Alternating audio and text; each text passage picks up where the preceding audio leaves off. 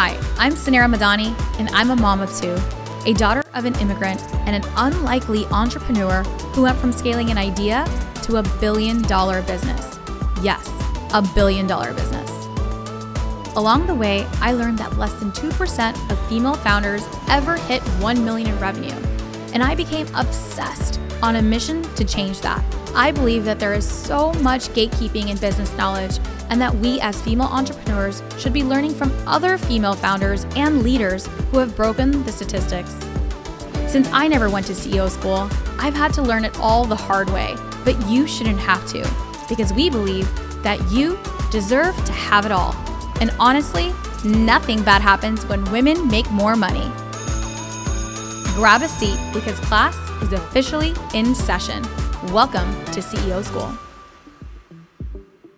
Hi everyone, welcome to CEO School. I'm your host, Suneera Madhani, and today's episode I am doing an Ask Me Anything. And I do want to share, I do want to answer your deepest questions. And so today on Ask Me Anything, I have listed out some of the key questions that you all had. And specifically in regards to us leaving and Stax, I'm going to save that for a full episode coming when Sal is with me in studio. And so we can kind of answer some of those questions together, because there's a lot of questions about us, what we're up to next, what is it like post Stax, all of the things. And so reasons for decisions. So there's a lot of things that we'll be sharing together. And I think that's important. I wanted him to be here to tell his story as well, because this was something that we did together and something I'm really, really proud of as co-founders and, as siblings. And we've built the company together and our leave was together. And so I do want to save that for a special episode that we will air as soon as we can get him in studio. Sal is always busy traveling and is living the best travel life as per the usual. And so I do want to have him in studio for that. And so I will leave all of those juicy, specific ones for when Sal gets in. But I promise you, stay tuned and we will get that episode live for you just in the next couple of shows. But today, there were many, many questions that still you guys had that were specific to me, what's been taking place, how I've been, what actually happened to my knee, what's next, where have I been traveling, what's it feel like walking away. I have so many questions on advice for starting founders, scaling founders, and ready to exit founders. So I would love to do a 20-minute Ask Me Anything where I spill the tea. Or coffee for today's matter for that is. So number one, the question is, how have I been? Thank you so much for asking. That's honestly so many of you guys actually just checked in to ask me how I'm doing. And I really appreciate it. It has been really hard, truthfully. So it hasn't been, I feel literally so good now. But going through the last 3 months and making some scary decisions, the things that took place and just walking away from Stax was really hard. Very, very hard. I mean, for the last 10 years, I've only known myself as CEO, right? And my entire show, CEO School, is even based on my identity as a CEO. So when you build something from the ground up, you come, this is almost like every founder's journey, right? So every single founder, and I'm trying to find, I'm building my tribe of founders that have exited. It's very small, female founders that have exited. And you go through a very emotional journey, right? This is my baby. This is my first. I've poured every single thing of my being into building a company, which, as a society, we put our work with our worth. And so my identity has only been my work.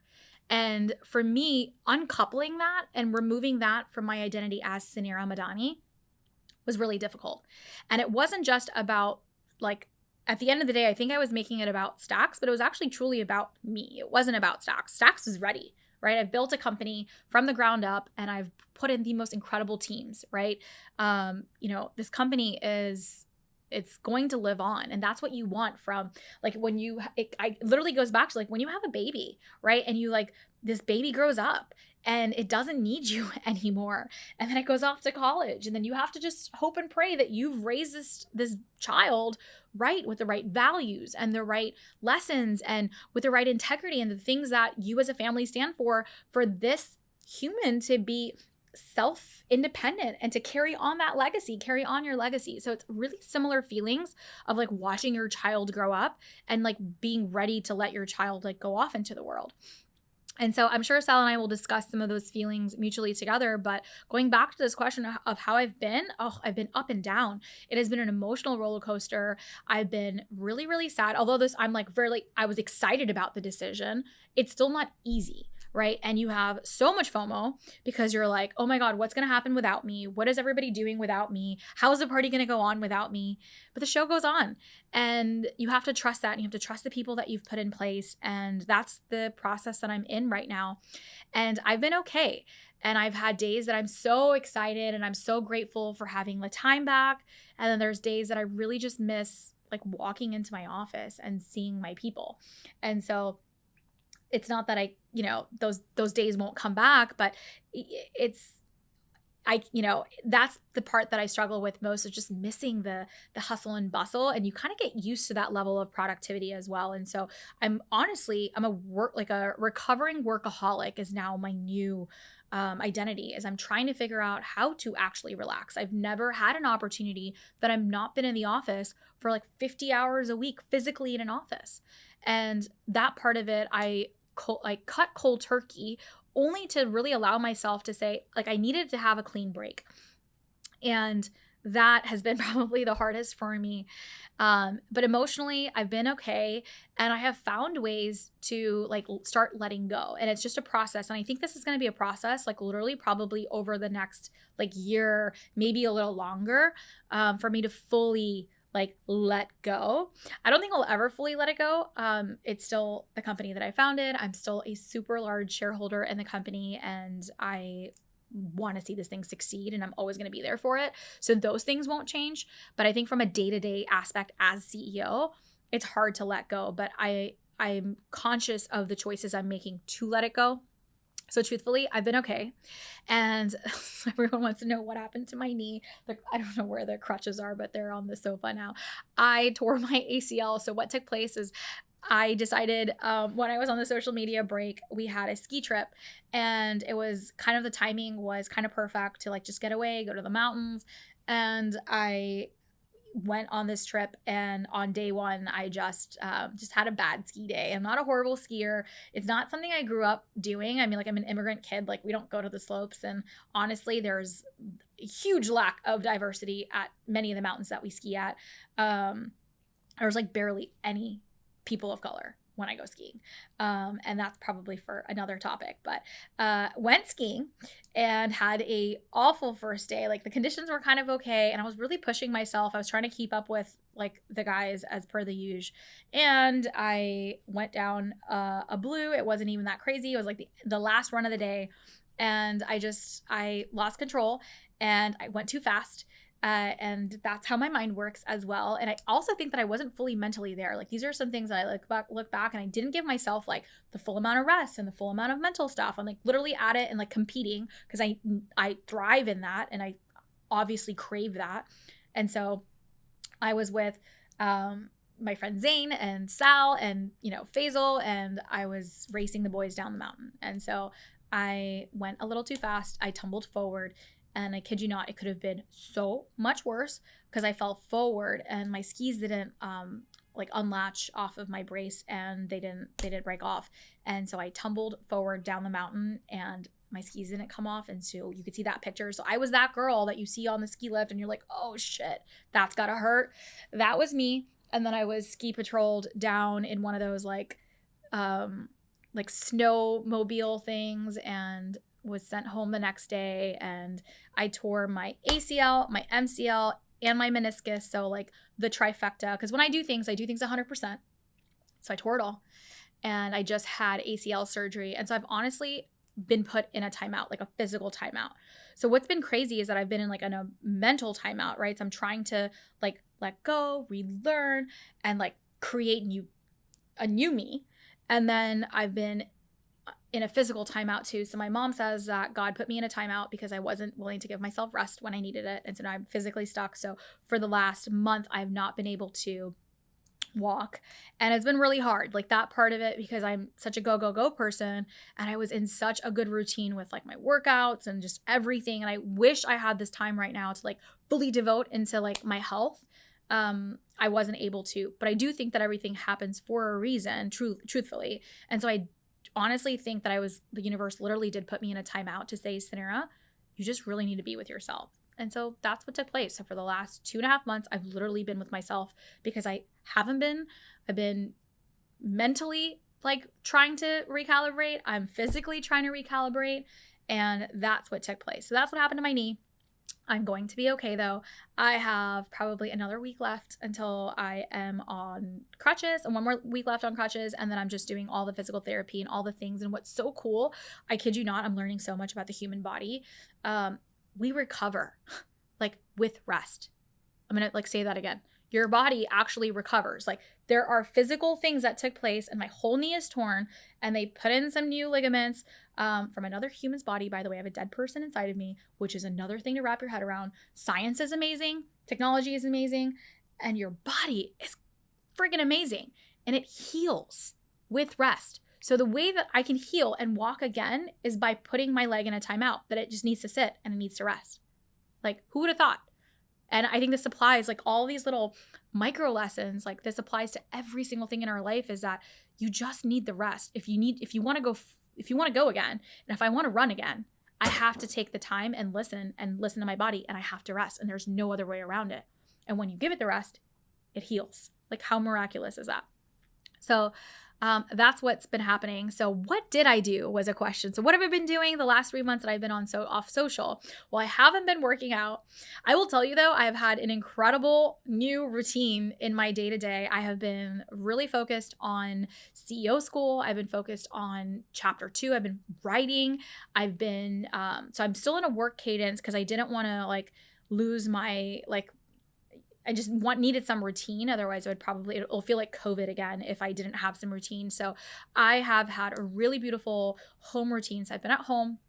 I have really just focused on just adding in things that I was doing, but really making a daily practice out of them. So I've been really focused on my health.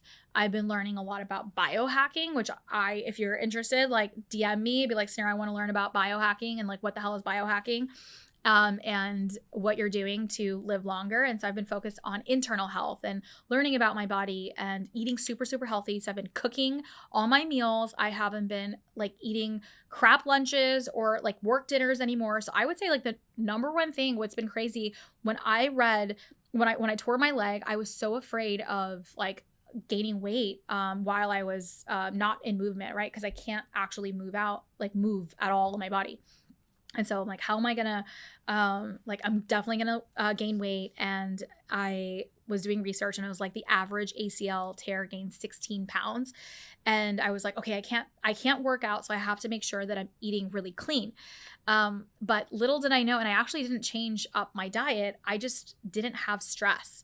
And so not having the work stress, not having crazy amounts of work dinners and like evening events and happy hours and all the things, I actually haven't gained any weight. I've actually lost a few pounds, not intentionally. And I'm mind boggled by it because I haven't really tried. I've just been eating at home. And so I've been really focused on cooking, and we're like just having really fun, like having fun again as a family cooking. It was like something that I used to so enjoy doing. And now like when I used to get home from work, I was so like angry and cranky and exhausted and hungry. So I like never took the time to like enjoy it anymore. And I was like, give me whatever is like there. And I'm just changing my relationship with cooking again. So that's been something I've been enjoying. I've been meditating daily. So I've been using this really cool device called the Core, and it is a little ball. It's a meditation ball. I'll link it in the show notes so you guys can take a look at it. I'm not affiliated with this product or anything like that, but I love it. And I've been doing little things like that to biohack and like get all these like amazing systems in place. Like I've been like taking a steam like 3 to 4 times a week. So I've been like playing with like the hot and cold therapies and things like that. So I'm doing a lot of stuff for my health and obviously for my knee. But I'm just really focused on my mental mindset. So meditation has been part of my daily practice, and journaling has been part of my daily practice. And so I've just been taking the time, 5 minutes in the morning, as soon as I sit down again into my office, in my home office, and just writing my affirmations and my gratitude. And I've just been really true to like the journaling practice. And of course, I use my CEO School planner. I'll link that as well. So I've also been really focused on my kids. Like it has been, and fully present, like not exhausted, right? There's a difference of like, I was always there. I'm really proud of the mother I was, even as a working mother. I'm really consistent with like being there for my kids. But I will tell you, I've been enjoying it, like truly enjoying all the little moments, and it's just been so nice to have. We've also been traveling, so I have not stopped that. I just haven't been sharing as much on what I've been up to. So I've spoken at conferences. I went to the ROI Summit with Rachel Rogers, and so I've been doing all these different things. So life hasn't really stopped, but I've just gotten a ton of time back, and I'm just being really intentional with my time. A lot of questions on what's it like walking away, what's it like with you and Sal, like what's next. So I'll save those for the next episode. You guys asked about my routine, so that's definitely part of my routine. Is now I'm just focused on my mental health and just, eating super clean. What do you eat in a day? I've actually been eating breakfast again. So I've kind of been one of those people that I don't intermittent fast, but I've just been so busy that I like just drink coffee until it's like lunchtime. And then I have a big lunch, or I have a lunch, and then I like don't eat until I get home, and I have like a salad almost every day for lunch. And then when I get home, I'm starving, and then I eat everything that I see. And that's kind of been how I was eating as a busy executive and a stressed executive. And now I actually focus on like cooking and like just eating breakfast and eating lunch and eating dinner and making a healthy snack. And so things that I'm eating, I am making little oatmeal, I forget what they're called. They're in jars. It's like overnight oats. So I'm making like really different like versions of overnight oats. I'm making omelets for breakfast and just having something for breakfast. And I've actually had more like nutritious food, and I've had a carb at every meal, which is something that I wouldn't do until like I don't know. I was just an awful up and down eater. So I've been really consistent about just eating whole food and like having a balanced plate at every meal. And I ask myself, it's like something so simple, but I'm like, I just want to like, what would like the healthiest, like what, like, is this food going to nourish me? Is this going to give me like the nutrients I need for my body? And that's like what I eat. So I just try to be intentional with like what I'm eating. And so that's usually like a breakfast. It's usually small and light. So, and then for lunch has been just like something at home. And we've been doing, we do like some of the Sunbasket meals. So we're usually like on and off with Sunbasket. And so we're back on with that. So we've been doing some of those since I'm not like ordering out lunches, and just kind of like eating, just like simple things like I can cook again. I can throw something into the oven or the air fryer and like actually have salmon for lunch with vegetables and brown rice. Or I've been loving this Mediterranean salad that I've been making like literally every day, every other day, with like quinoa and cucumbers and chickpeas. And so that's what I've been eating. And then at dinner, it's always as a family, and we love to barbecue, and we've honestly been perfecting the best pizza. My husband is an incredible chef. And so that's what we've been doing. We've been eating really, really good food. And what's been crazy is I actually haven't been drinking wine. And I've been not that I've not drank wine, I've probably drank like 70% less than I used to. And I thought I would be the opposite. I was like, I have more time, I'm more relaxed, I'm at home, I'm cooking, because usually when I cook, I have a glass of wine. Not at all. I actually realized that I'm a stress drinker versus and I haven't had that level of like need for it. And so I've been making really fun like kombucha, like a mocktail kind of thing, like when it's like 5 o'clock. And so we've been having some like healthy like juices. And when we do want a glass of wine, I have a glass of wine, and I can have a glass of wine, and that's it. I don't need to have the second glass of wine. So it's been a lot of really cool learnings about what you actually crave and need and want when you don't have like all of this external fucking pressure, and all that stress, and your body is actually acting on stress, and it is on its own needs. So I've been paying attention. I also got the levels sensor which is like a glucose monitoring sensor thing. Again, all the shit from biohacking. I got to give a shout out to my friend Jenna Kutcher here, because she's the one, I listened to her episode on biohacking, and I swear to God, I've been like doing all the things that Jenna's been doing. So I'll link Jenna's show here for you. I am obsessed with her, and she's the like greatest human in the entire world as well. So anyway, so I've been doing all those things. Now let's get into, so that's what I've been up to, and I'm feeling good. And I'm also really energized about all the things CEO School right now. So I've been really, really, really focused on our community. I've been doing extra coaching calls, sessions. Like I've been in the community. I do office hours now weekly. Like, so if you guys haven't like thought about like joining our community, it's literally as low as $49 to come join. And it's on for entrepreneurs at every single level, right? So from starting to scaling to exiting, $1 million plus founders. And we've got cohorts for you and all of the things. And so I've just been immersed in our community and getting amazing speakers in the community, building out awesome workshops. I've been in the Hi Hello Lab studio. We've been recording podcasts. So I've been keeping myself not just busy, but really intentional with and listening to the community of what are the things that you guys need as entrepreneurs. So I'm so excited for all the things that are coming up and just being really intentional with beautiful, amazing programming and just bringing in all the right things for CEO School. Join. It is literally the best time to do it. And so that's what I have been working on in this chapter too. Question I got so many questions is like, why not just stop working and like retire, like truly retire? And it's because I don't want to. Like I am 35 years old. I have all the energy in the world and I don't want to waste it. And I want to do it on my terms now, which is I'm not going to do it. I'm going to be intentional with like burnout and do it in a way that serves me and serves my family and serves the things that are important and prioritizing my needs first this time. But the experience that I've had in scaling at this level, I don't know many $billion founders, and I'm not going to waste that. And I want to take that knowledge and I want to put it together and I want to build the next thing, and I've built my empire and I want to help other women build theirs too. And not just women, like people of color and founders of color and underrepresented founders. And I want to bring all of this learning into an area that can really drive impact for the next generation of entrepreneurs who are also told no, who are also kicked out of the rooms, who are also laughed at, who also didn't have the resources, who don't have the dollars, who don't have the knowledge, who didn't go to CEO School. And so for me, I still like have this like fire in my belly that honestly feels more alive than before.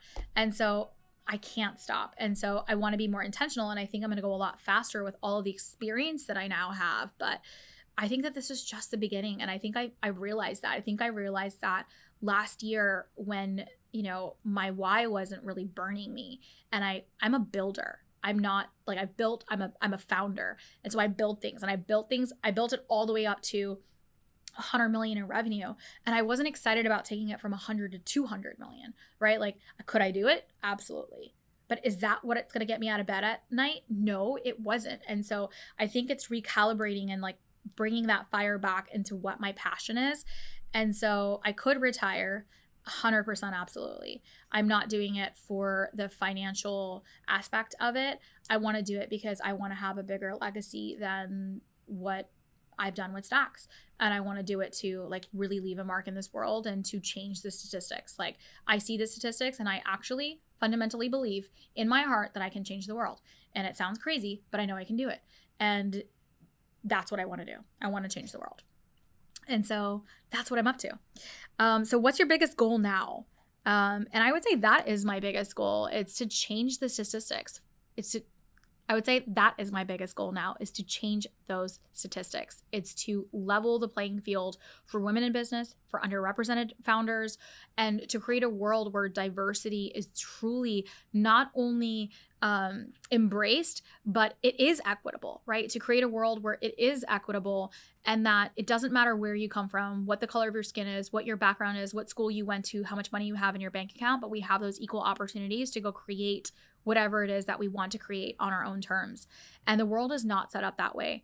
And I've seen it, and I've seen it scale through every aspect of every business that I've built.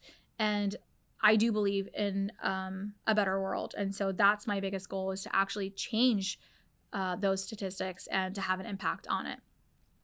I'll close off on best advice questions. So best advice for new founders, scaling founders, and ready to exit founders. So my best advice for new founders, a lot of questions on, I have a business, I want to get started, Suneera, but I'm so scared. How do I go do this? How are you getting this? How do you get things off the ground? So new founders, the best advice that I have for you is to just put one foot in front of the other. Okay. You don't need to boil the ocean. You just need to get going, right? And you have to really value consistency and progress over perfection. And that is where I think we all get caught up, is that we live in comparison culture. We're constantly looking at our phones. We're constantly comparing ourselves to the bigger people, there's always going to be something better out there, right? And the grass is always greener on the other side, but we forget to water our own grass. And so you've got to stay focused and stay in your lane and just put one foot in front of the other. So the first step is to actually take this step, right? If you are thinking about leaving your job and you are currently employed and you want to have a company and you have an idea, or you have a side hustle and you haven't quit yet, really assess yourself. Maybe if you have a full-time position and you're not in a financial place for you to leave, are you actually putting in the time to create that side hustle to where that can support you? Right? Are you actually putting in the work? And are you waking up, before your work and putting in the time on the weekends and proving that proof of concept to go drive those sales for your side hustle? If you are at that side hustle mark and you have business and dollars coming in, but you're just too afraid to leave your job, you've got to check yourself. When is it ever going to be enough? Are you willing to stay in that side hustle lane forever and to be a slave to corporate America? Or is it time for you to take that leap? Right? And for you to say, I'm actually going to do the thing. So give yourself a timeline if you're in that stage. Best advice that I have for scaling entrepreneurs, right? Once you're in it, you're a solopreneur, you're an entrepreneur, and you're scaling to that next level, it's all about driving consistency. So what I see entrepreneurs do that are scaling is they're throwing spaghetti at the wall, they're trying all these different things, but they're really not paying attention to what is sticking. Your job at this point in your journey is to build out scalability, right?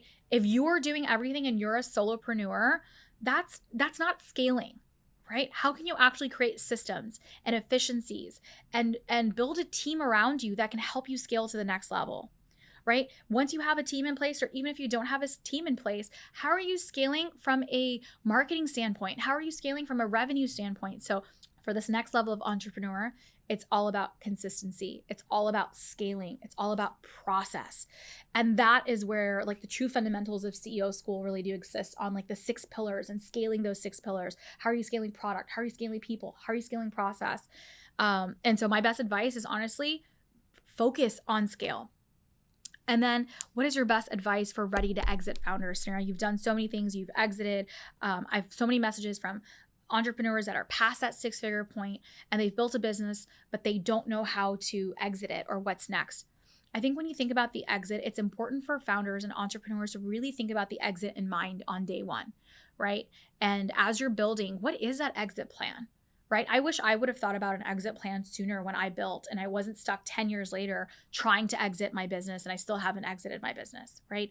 And so it's so important for you to think about that exit from day one. And when you are ready for exit, right, you've built it at scale, but you don't know what's next, I want you to build for exit, right? I want you to build for, what does it look like if the company didn't have you, right? What systems and team and processes actually need to be in place for you to go exit the business?